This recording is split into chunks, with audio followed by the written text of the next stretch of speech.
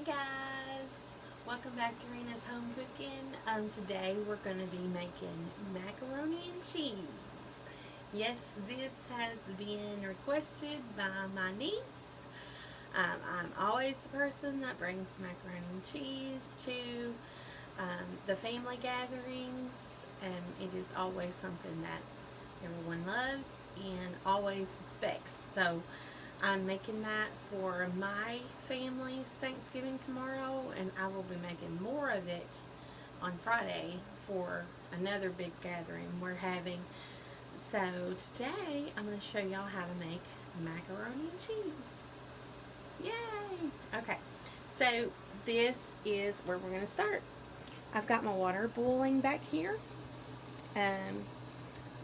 in the back. Position this where you guys can see.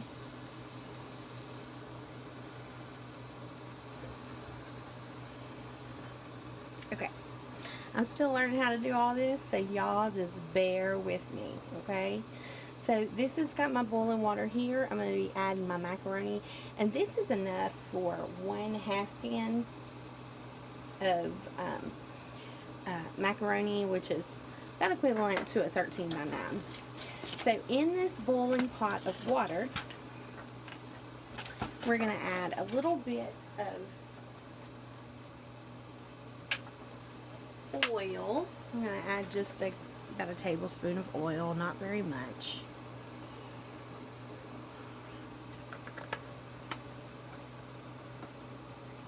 And we're going to add some salt. Okay? To the boiling water, we're going to add 3 cups of macaroni. I do measure it out because if you get too much pasta, your macaroni is going to be dry. So you don't want a dry macaroni and cheese. So I do measure it.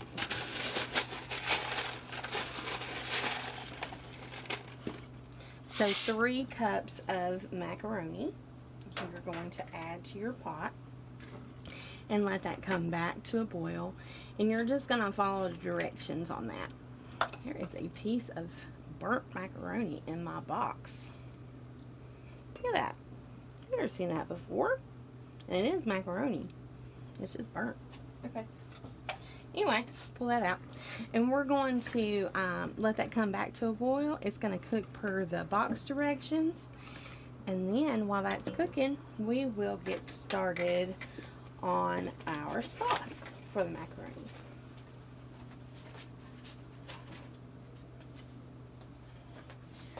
Alright, let me bring you guys over here to this pot. Like I said, still learning, so y'all just bear with me. Alright, here we go. Now this is what we're going to do. I've got a good tall saucepan for this. We're going to be making a roux, and then we're going to be adding the milk and cheese for our macaroni and cheese. So what we're going to do is I've got my settings set on high here for this eye, and I'm going to be adding a stick of butter.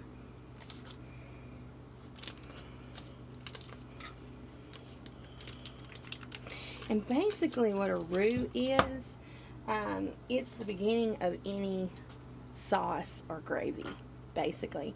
It is 1 part fat and 1 part flour. It's basically the beginning of a roux. And so we're just going to let this melt, the butter melt down, and once that is all melted, I'll be right back with you guys. I've got my butter where I want it. It is at a simmer, so that means it's just bubbling just a little bit. And then what I'm going to add, we put a 1/2 cup of butter, which is a stick of butter. 1/2 cup equals a stick. And we're going to do a 1/2 cup of flour. We're going to, remember, equal parts of fat and flour. So we're going to add that. And we want that to come to a bubble. Okay, so we're just going to mix that in. Now with a roux, You wouldn't normally cook it on high. I'm going to keep it on high because I'm immediately going to add some milk. But you would normally turn this down to a low simmer, and you can actually cook a roux for hours, and it become richer and richer and richer. And a really dark roux is what they use for most Cajun recipes and most really rich sauces that you come across. Okay, this is at a bubble. That's where I want it. See it bubbling there? And I'm going to turn it down on low now because I am going to start adding my milk, and that's going to start making our sauce. But yeah, most really rich sauces and most really rich gravies, soups that start with a roux can be cooked down, and it just enhances the flavor so much. But for a simple mac and cheese, we're just gonna do this. Okay, so I've got 3.5 cups of whole milk. You want to use whole milk for mac and cheese. Okay, we're not scrimping here. This is Thanksgiving, so we're going all out. You could use heavy cream, but I think that's going a little bit overboard there. But whole milk is what I use here. So we're going to add that in. Okay, and what we're going to, our point here is to let this come up to where it comes to a bubble. But because it's milk, we don't want to scald it. So we have to go low and slow when you're bringing milk up to a bubble. You do not want to scald, or else your mac and cheese will taste like scalded mac and cheese, and nobody wants that. So I'm going to let this go a little bit. My pasta still doing its thing over here. It's still cooking. So once it gets done, I'm just going to turn it off and let it rest back there. One thing I want to say about pasta, a lot of people like it al dente, which just means to the bite. It means that we like a little substance to our pasta. For mac and cheese, I do not. I'm Southern, so I like my pasta to be not mushy, but close to it, for macaroni and cheese. So I will actually just turn this pot off in the back and just let it sit there in the water for a little while and kind of expand and get a little mushier than normal. Now for like penne pasta or fettuccine or some other kind of pasta, I do like it al dente. It does taste better. You don't want that mushy. But for macaroni, yeah, I tend to overcook it, but I do it on purpose because I do like it not mushy, but almost. So anyway, I'm gonna let this come up to a bubble, and then I'll show you when it gets there. Alright guys, I'm back. You can tell we're getting close. It's been about 15 minutes. I've been going on about a 2 on my eye, and you can see it's starting to coat the back of the spoon. It is getting very thick. You can see how velvety smooth the sauce is, and once it starts to bubble, we want it to bubble about a minute. But you really have to keep a watch on it. So this is not something that you walk off and leave. This is something that you sit here and stir for 15 minutes and make sure that that it's not scorching, that it's not sticking. It's something you babysit. So this is why we don't make it very often. But you can see how thick the sauce is getting. We're almost there, and it's about at a bubble. Turn it up just, yeah, it's bubbling now. You can see it. We've got some bubbles breaking the surface, Not sure if you can see that or not, but we want that to happen for about a good minute. So I'm going to stir and let it bubble. And what that is doing is cooking the flour flavor out. When it comes to a bubble, a simmer, that is cooking that pasty flour flavor. That's what you're wanting to do, is get rid of that, you know, that tacky flavor that flour has. And when it bubbles, that's what it's doing. It's coming up to temp, and it'll get rid of that tacky flavor. If you've ever had a sawmill gravy or a white gravy that kind of has a, you know, tacky flavor, you can tell that they didn't let it bubble and cook that flour flavor out. At this point, it is bubbling. It is done. I'm going to turn off my heat, and I'm going to add my salt and pepper.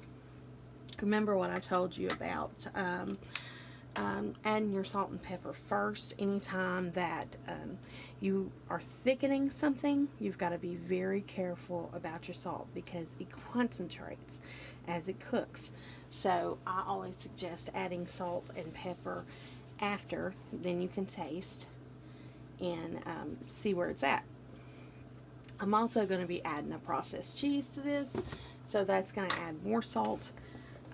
So definitely be wary on your salt and pepper. You don't want to overdo it. You can always underdo, but you can't undo. Let me taste that. Another thing about cooking, always taste. Always taste.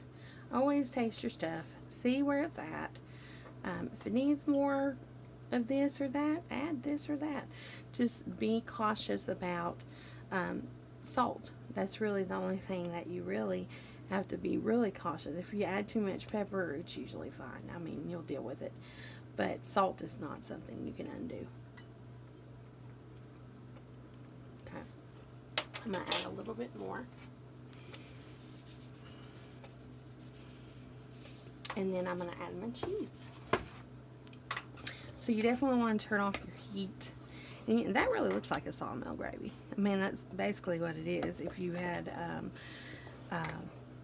you know, a pork fat or a bacon fat or some other kind of fat besides the butter, that's basically what that would be. So, alright. So now we're going to add our cheese. I've got a 3/4 loaf or 24 ounces of processed cheese. I've cut it up just in slices across, and I'm going to add that to my macaroni that's been on my stove, kind of getting warm. I've had them on the back of my stove so it can kind of go ahead and start to get a little melty. And I'm just going to add that in and chop that up in there, and we're going to let that melt down. Okay. While that is getting melty, I'm going to drain my pasta, and I'm going to put that in my pan. And once I get that done and get this cheese melted, I'll be right back. Okay guys, we're back. So my cheese is melted. I've got it all melted down. That didn't take very long. It's only been about 5 minutes. And I actually just kind of walked away and let it kind of get warm, and then I came back and gave it a good stir. But you can see how thick that is. You can almost use it as plaster. It's so thick, but anyway, it's so good. So okay, we're gonna taste this again. Let me get a different spoon, because it's not just us eating this. Okay, very good, very good. It has just enough salt, and it's not too salty, so it's very, very good. Okay, I've got my pasta in the pan here. It's done to the way I like it. I tasted it, and it is good too. And I'm just going to add my cheese here. Can y'all see? Okay.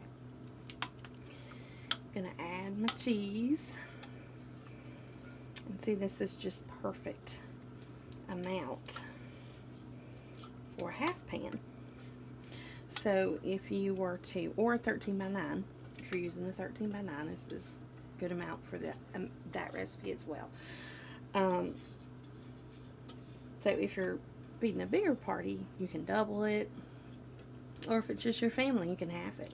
So however you want to do.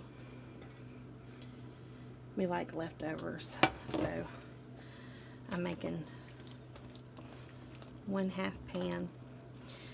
Tomorrow on Thanksgiving Day, it's just going to be my husband, my children, and my mother-in-law. And so we're going to be just have a little small Thanksgiving. And then on Friday, I've got some family coming in from out of town. And we're going to have a big Thanksgiving over at my mom's. And that's always just worked out better to separate and do them on separate days rather than have to go to 2 or 3 different places on the same day. That wears you out and makes it for a very long day. So we just prefer to just spread it out and do 2 different ones. Okay, and y'all can tell me in the comments what you guys like to do. Alright, so as I said, I mean, it fits perfect. It's a great recipe for just 1/2 pan. What I'm going to do from here is put some shredded cheese on top. Y'all be like, why is she getting shredded cheese out of a food process? Well, I forgot to get the shredded cheese at the store. So I had a block of Colby Jack in the refrigerator. So I just shredded that up. And you can really use whatever cheese. Usually I use a sharp cheddar on top, but I've got the Colby Jack. So I'm going to put that on top. I put it in my food processor and use the grating piece so that I could grate my cheese. But yeah, just spread that up. Some people do a breadcrumb topping on their macaroni. I don't particularly care for the breadcrumb topping, but if that is what you like, you can just Google. I'm just going to use this whole thing. You can just Google and find out how to make that. It shouldn't be anything but breadcrumbs and butter, and you just mix with cheese and you just spread it on top, and you just do the exact same thing. So what we're going to do is we're going to put this in the oven, and it is going to cook on 350 for 30 minutes. Okay, so I'm gonna go ahead and put that in there, and I will be right back with y'all. Alright guys, back. Alright, we have got the macaroni and cheese out of the oven, and it is browned, and it is ooey, and it is gooey. Bring you a little closer so you can see. Yeah. Alright, so I'm going to put a little bit of a bowl. Okay, you see how creamy?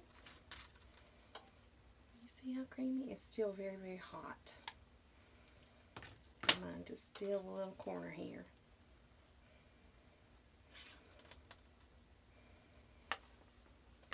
But you can see, well, it's so smoky, but you can see how creamy it is. Okay. I'm going to turn my oven off, and we're going to give it a try.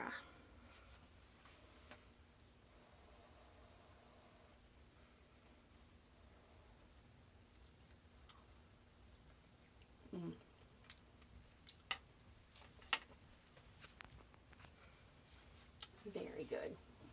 Very, very good. it takes a little bit of a time.